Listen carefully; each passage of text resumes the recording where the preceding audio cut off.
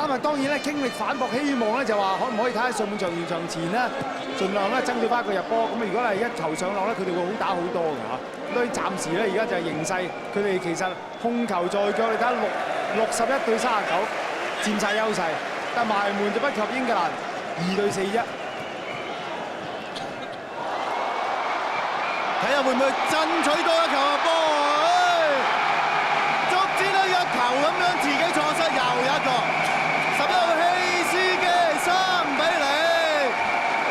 睇嚟最近粒，大勢已去啊！真係點不知咧就係喺未到補時咧，上半場尾段係英格蘭整多球入波嘅希斯基呢位綠葉啊，原本以為佢咧就配襯嘅啫，喺世界盃咧就第一個入球。